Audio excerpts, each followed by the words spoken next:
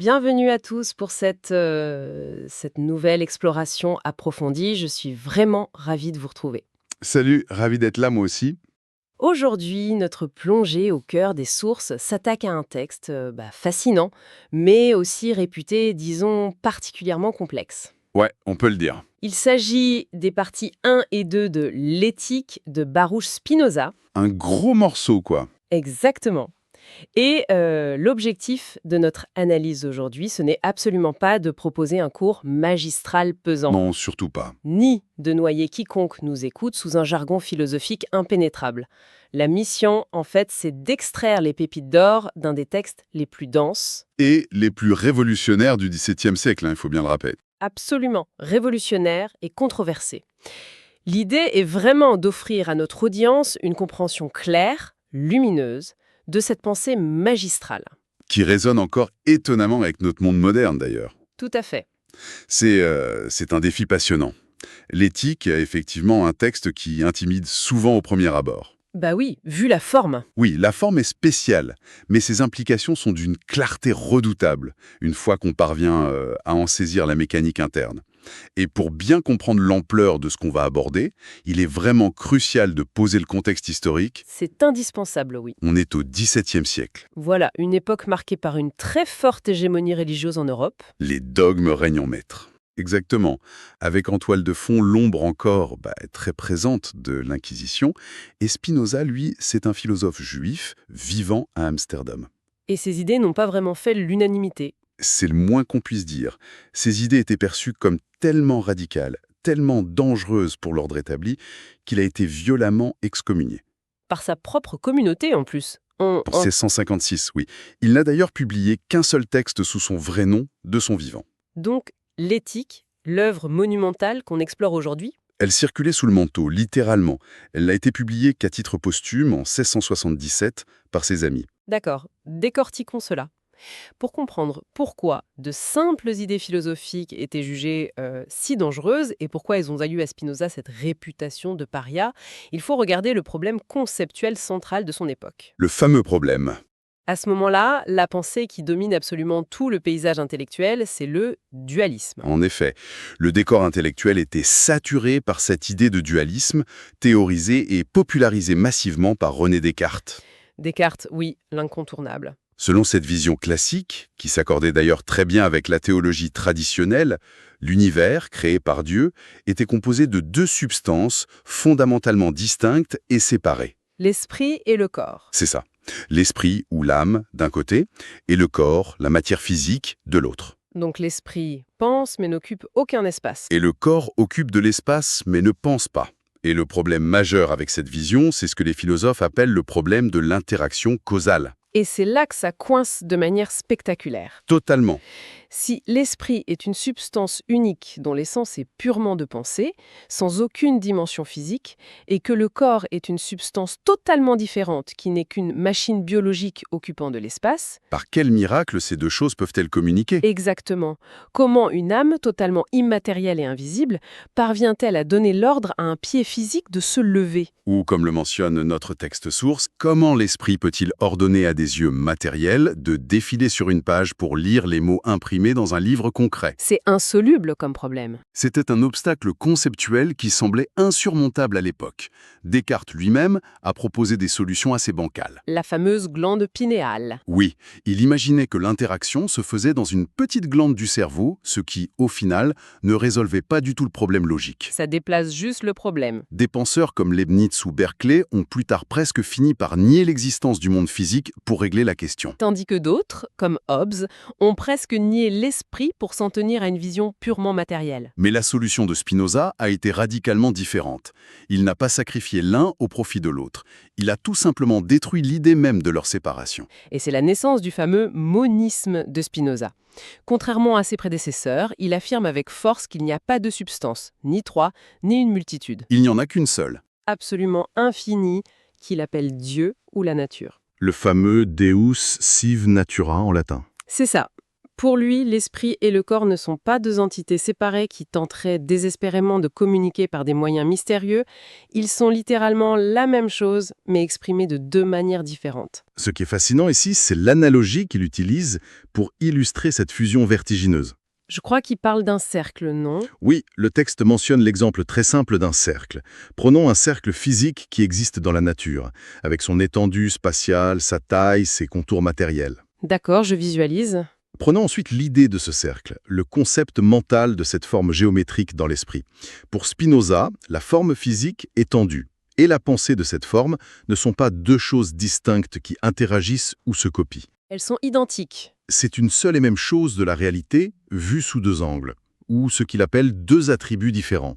L'attribut de l'étendue d'une part et l'attribut de la pensée d'autre part. Mais attends, une seule substance?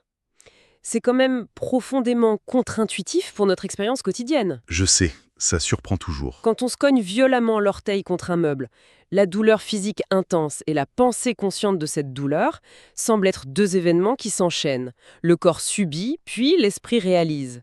Comment Spinoza justifie-t-il que ce soit exactement la même chose? C'est toute la subtilité de son système. Il affirme qu'il n'y a plus aucun problème d'interaction causale parce qu'il n'y a pas de lien de cause à effet entre l'esprit et le corps. Pas de lien du tout. Non. Ce qui semble être l'esprit qui cause le mouvement du pied ou l'orteil qui cause la douleur dans l'esprit, c'est en réalité une action strictement parallèle. Ah, d'accord. L'acte de l'esprit qui pense à bouger et l'acte du pied qui bouge sont numériquement et fondamentalement identiques. C'est le même événement de l'univers qui se déroule simultanément dans l'attribut de la pensée et dans l'attribut de la matière. La fameuse douleur à l'orteil, c'est une modification de notre corps, et l'idée de cette douleur, c'est la conscience immédiate de cette même modification. Elles sont indissociables, absolument indissociables. C'est là que ça devient vraiment intéressant. Parce que Spinoza ne se contente pas de jeter cette idée révolutionnaire sur le papier comme une simple théorie poétique. Ah non, pas du tout son genre. Il entreprend de la prouver de manière irréfutable.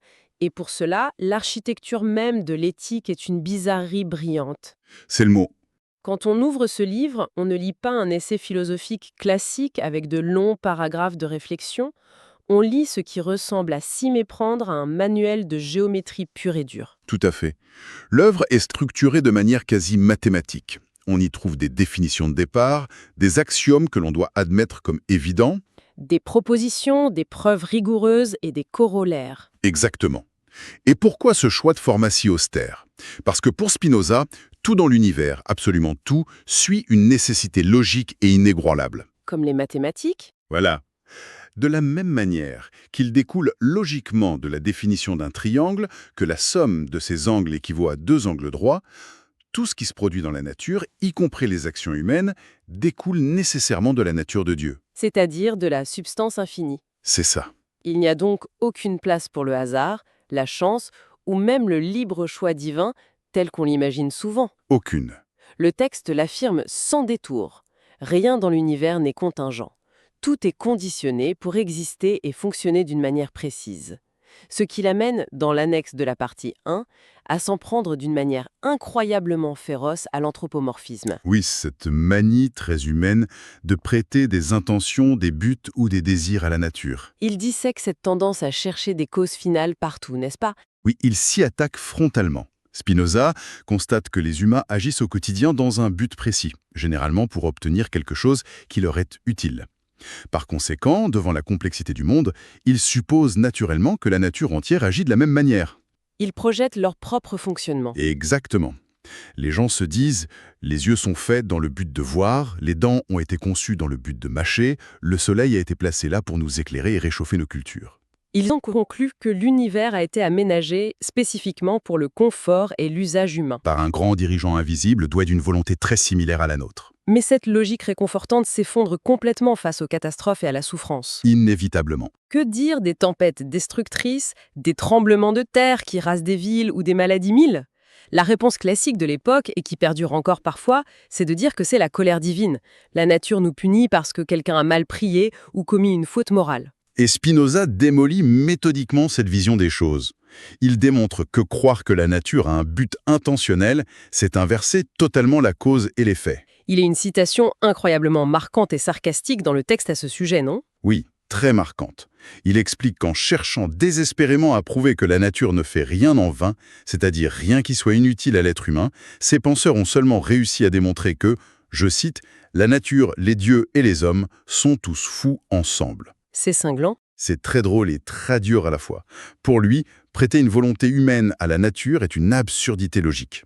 Un dieu ou une nature qui est une totalité infinie ne manque d'absolument rien. Logique. Si cette entité agissait dans un but précis, cela signifierait qu'elle désire atteindre un état ou obtenir quelque chose qu'elle n'a pas encore, ce qui contredit directement sa propre perfection et son infinité. Cela nous amène à l'un des concepts les plus mémorables de notre exploration d'aujourd'hui, le fameux sanctuaire de l'ignorance. Spinoza donne un exemple très concret pour pointer du doigt les failles de ceux qui voient des intentions cachées partout. Oui, l'exemple de la tuile. Imaginons qu'une lourde tuile ou une pierre tombe d'un toit et atterrisse tragiquement sur la tête d'un passant, le tuant sur le coup. Comment les partisans de la volonté divine analysent-ils cela? C'est un exemple redoutablement efficace. Face à ce drame, Spinoza explique que ces personnes vont utiliser une méthode d'argumentation bien connue, mais qu'ils détournent. Laquelle? En mathématiques ou en philosophie, on utilise souvent ce qu'on appelle la réduction à l'absurde pour prouver qu'une idée est fausse en montrant qu'elle mène à une conclusion impossible. Mais ici, avec beaucoup d'ironie, Spinoza dit que les partisans des causes finales utilisent une réduction à l'ignorance. Une réduction à l'ignorance. Oui, ils vont affirmer « la pierre est tombée dans le but précis de tuer cet homme, par la volonté de Dieu. Sinon, comment toutes ces circonstances auraient-elles pu s'aligner par hasard ?» Et si on tente de leur expliquer rationnellement la chaîne des événements? Par exemple, en leur répondant que le vent soufflait très fort ce jour-là, délogeant la Cuille, et que l'homme, par pur concours de circonstances, marchait par là pour aller au marché. Ils ne vont pas s'arrêter là, n'est-ce pas? Sûrement pas. Ils demanderont « mais pourquoi le vent soufflait-il si fort ce jour-là, précisément? Et pourquoi l'homme a-t-il décidé d'aller au marché à cet instant exact ?» Ils continuent de creuser. Toujours. Et si on continue de répondre en expliquant les pressions atmosphériques venues de la mer, ou le fait que l'homme avait été invité par un ami, ils continueront à poser la question « pourquoi ?» indéfiniment. Une boucle sans fin. Ils remonteront de cause en cause jusqu'à ce que, inévitablement, l'interlocuteur soit à court de réponses scientifiques ou factuelles. On finit toujours par buter sur quelque chose qu'on ignore. Exactement. Et c'est à ce moment précis, face aux limites de la connaissance humaine, qu'ils diront d'un air triomphant « Ah ah, c'est donc la volonté de Dieu ». C'est cela que Spinoza appelle se réfugier dans le sanctuaire de l'ignorance. C'est un moyen incroyablement commode de boucher les trous de notre compréhension avec une réponse toute faite. Totalement. Il faut d'ailleurs rappeler que nous explorons ici les thèses et les critiques historiques du texte de manière totalement impartiale. L'objectif de Spinoza était de montrer que l'invocation d'une volonté suprême était souvent utilisée comme un rideau de fumée pour cesser de chercher la véritable et infinie chaîne des causes matérielles. Cette destruction du sanctuaire de l'ignorance, c'est la fondation même qui permet à Spinoza de passer à la partie 2 de l'éthique, qui se concentre sur l'esprit humain. Et c'est là que ça se complique un peu pour notre ego. Un peu, oui. Si l'univers entier est une mécanique d'une nécessité absolue et parfaite, sans aucun but occulte ni volonté capricieuse, une question immense se pose. D'où viennent nos erreurs ? Oui, si tout découle parfaitement de la nature, comment l'esprit humain est-il capable de se tromper? Et la réponse de Spinoza est fascinante parce qu'il refuse de voir l'erreur comme une sorte de substance maléfique ou de bug actif. Pour lui, une idée fausse n'a rien de positif ou d'existant en soi. Ce n'est pas un démon trompeur dans notre tête. Mais alors, une simple privation de connaissance? Qu'est-ce que cela signifie concrètement? Une erreur de jugement semble pourtant être une action très active de notre cerveau. C'est vrai que cela semble contre-intuitif, mais Spinoza explique que l'erreur est littéralement un manque de contexte. Un manque de contexte. Oui. L'esprit humain, lié à un corps limité, perçoit les choses de manière fragmentaire. Pour vulgariser la chose, on pourrait dire que notre cerveau passe son temps à recoller les morceaux d'un puzzle immense sans jamais avoir accès à l'image sur la boîte. C'est une excellente image. Donc, inévitablement, il comble les trous avec ce qu'il a sous la main. Exactement. Une idée que nous jugeons fausse est en fait le produit d'une perception incomplète, mutilée, dictée par nos rencontres fortuites avec le monde extérieur. L'exemple du soleil partagé dans les sources illustre merveilleusement cette idée de puzzle incomplet. Ah oui, cet exemple est parfait. Quand on regarde le soleil dans le ciel avec nos propres yeux, on imagine instinctivement qu'il se trouve à une distance relativement proche, disons environ 200 pieds, soit une soixantaine de mètres au-dessus de nous. L'image visuelle du disque jaune dans le ciel n'est pas l'erreur en soi, n'est-ce pas? Nos yeux fonctionnent très bien. La perception sensorielle est une modification bien réelle de notre corps causée par les rayons du soleil. L'esprit ne se trompe pas par le simple fait de percevoir cette image. L'erreur survient uniquement lorsque nous croyons que cette perception limitée représente la totalité de la réalité. Simplement parce que nous ignorons la véritable distance astronomique, oui. Et le plus fascinant, c'est que même après avoir appris, grâce à la science, que le Soleil se trouve à des millions de kilomètres, nous continuerons à le voir comme s'il était proche. La connaissance ne détruit pas l'image physique dans notre rétine. L'erreur disparaît, non pas parce que l'image change, mais parce que nous ne tirons plus de conclusion absolue de cette image partielle. Cela met en évidence à quel point notre rapport au monde est physique.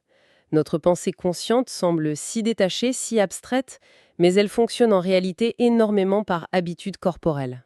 Si on relie ça à une perspective plus large, on réalise que la théorie de la mémoire chez Spinoza est fondamentalement charnelle avant d'être mentale. Charnel, vraiment? Oui, il l'explique comme un enchaînement d'idées qui calque très exactement l'enchaînement des modifications physiques dans notre corps. Il utilise un exemple linguistique très éclairant, le mot latin pomum. La pomme? Voilà. Lorsqu'un citoyen romain entendait le son articulé pomum, son esprit produisait immédiatement l'image mentale du fruit, la pomme. Jusque-là, c'est logique. Pourtant, si on y réfléchit, il n'y a absolument aucune similitude physique, aucun lien naturel entre les vibrations de l'air formant le son pomum et la forme ronde, l'odeur ou le goût du fruit. Le seul lien qui existe, c'est l'habitude répétée. C'est ça. Le corps de ce Romain a très souvent été affecté par ces deux stimuli de manière simultanée. Il a entendu le mot prononcé tout en voyant ou en mangeant le fruit. Donc la simple trace physique de l'un finit par déclencher automatiquement l'image mentale de l'autre. Le texte propose un autre exemple, encore plus poussé, pour montrer comment cette mémoire corporelle varie radicalement d'un individu à l'autre. Les traces de sabots. Oui, l'observation de traces de sabots de cheval dans le sable ou la boue. Imaginons un soldat et un paysan qui marchent ensemble et tombent sur les mêmes traces physiques de cheval sur un chemin. Leurs yeux perçoivent exactement la même chose, matérielle. La même empreinte? Mais leurs esprits, conditionnés par des habitudes corporelles différentes, vont partir dans des directions totalement opposées. Le soldat, en voyant les traces, va immédiatement penser au cheval, puis au cavalier montant ce cheval, et par association d'idées liées à son vécu, à un régiment de cavalerie et finalement à la guerre. Tandis que le paysan, en regardant ces mêmes traces, passera de l'idée du cheval à celle de la charrue qu'il tire habituellement, puis à l'image d'un champ prêt à être cultivé. Chaque individu suit une trajectoire de pensée dictée par la manière unique dont les images ont été associées physiquement dans son propre corps. C'est une anticipation impressionnante des neurosciences modernes et de la psychologie cognitive formulée en plein XVIIe siècle. C'est visionnaire, on ne peut pas dire le contraire. Alors, qu'est-ce que tout cela signifie face à ce déterminisme absolu, face à cette géométrie implacable où l'esprit et la matière ne font qu'un, où chaque pensée découle d'une habitude corporelle et où le libre arbitre total semble se dissiper comme une illusion née de notre propre ignorance des causes? Pourquoi devrait-on s'y intéresser au quotidien? C'est la grande question. N'est-ce pas? Au fond, incroyablement déprimant de se dire que nous sommes que des engrenages conscients au sein d'une machine infinie sur laquelle nous n'avons aucun contrôle ultime. C'est la réaction instinctive de la plupart des lecteurs face à l'éthique. Mais Spinoza a anticipé cette angoisse, et il démontre que c'est tout le contraire. À la fin de la partie 2, il livre une conclusion magistrale pour prouver que l'acceptation de cette nécessité absolue apporte des bénéfices immenses. Très concret, pour la conduite de la vie humaine. Il utilise d'ailleurs le mythe de l'âne de Buridan. Cet âne théorique qui, placé à égale distance d'un seau d'eau et d'un picotin d'avoine, est doté d'un libre arbitre totalement suspendu sans cause extérieure pour le faire pencher d'un côté, mourait de faim et de soif sur place. Quelle fin tragique! Pour Spinoza, se libérer de l'illusion de ce libre arbitre absolu est salvateur. Il détaille 4 avantages majeurs et il vaut la peine de prendre le temps de les explorer. Le tout premier, c'est une tranquillité d'esprit profonde et absolue. Mais comment le fait de savoir que tout est prédéterminé et qu'on ne contrôle fondamentalement rien peut-il apporter de la tranquillité? Ça semble plutôt angoissant au premier abord, presque fataliste. La tranquillité naît de la compréhension de notre place exacte dans l'univers en comprenant que nous participons à la nature divine,